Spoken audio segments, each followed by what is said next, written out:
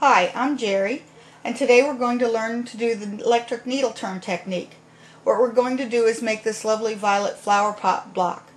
Electric needle is the technique of combining the intricate detail of machine embroidery with the look of hand-turned applique.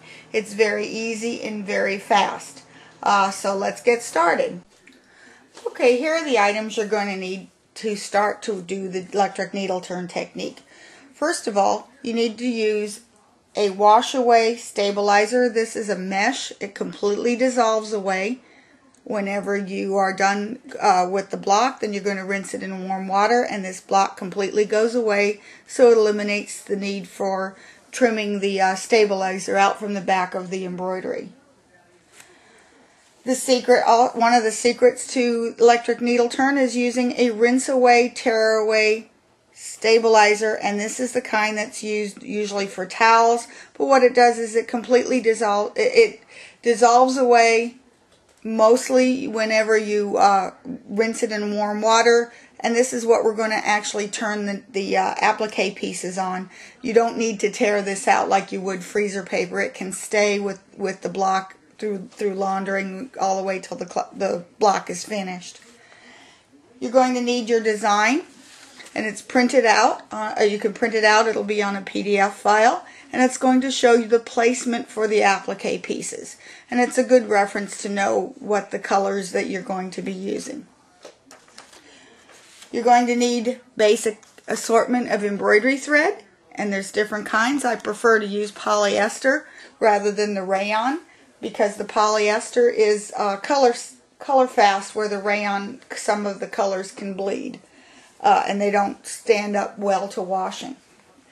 Okay, you're also going to need the color chart, and that's part of the instructions when you get the embroidery design, and it'll show the color stops, the order that you put the threads into your embroidery sewing machine.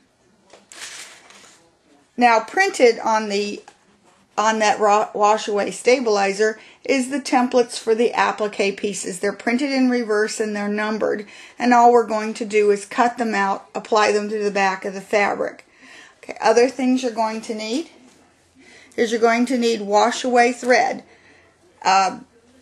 This will give you the placement for all the applique pieces, and when you're finished and you wash the block, the lines go away, so there's no need to trace or mark your background fabric. I like to use Superior Threads Vanish Extra. It's not quite as delicate as some of the other ones, and the threads don't break quite as easily. You're also going to need Elmer's school glue. You're going to need both the glue stick. Don't get the real big ones. They're hard to handle. Get the small ones. Usually there's 2 in a package, and you want the kind that is actually purple.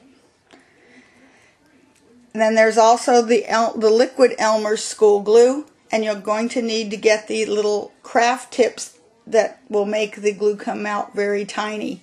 You don't want to use it straight as it comes out of the bottle. You'll be applying too much glue and it kind of makes a mess. So you want to be able to apply a very, very thin bead of glue. You're going to need a sharp pair of scissors, and the scissors have to be sharp all the way to the tips.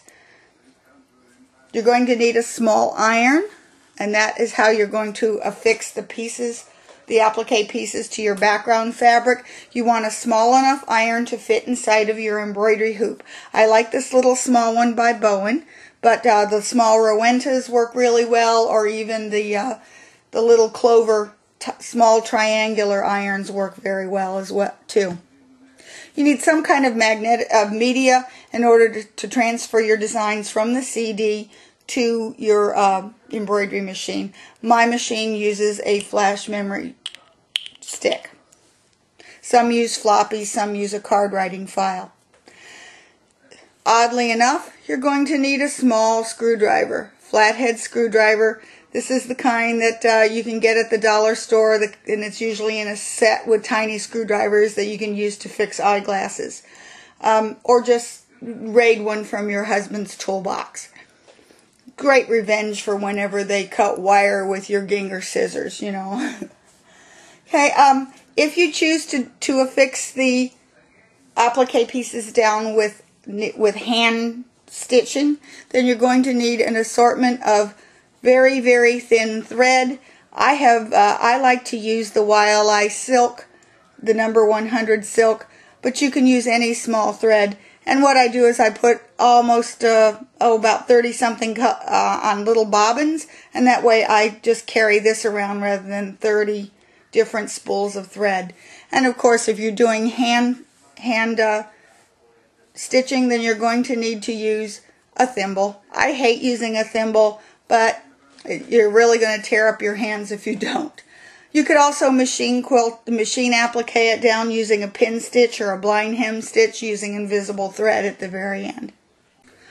Okay, there is one other thing I want to tell you, is that you want to prepare a working surface, and you want a hard pressing surface. So what I've done here is I've just taken an ordinary piece of wood shelving, and I have covered it with a layer of thin batting, and I've covered it with duck cloth.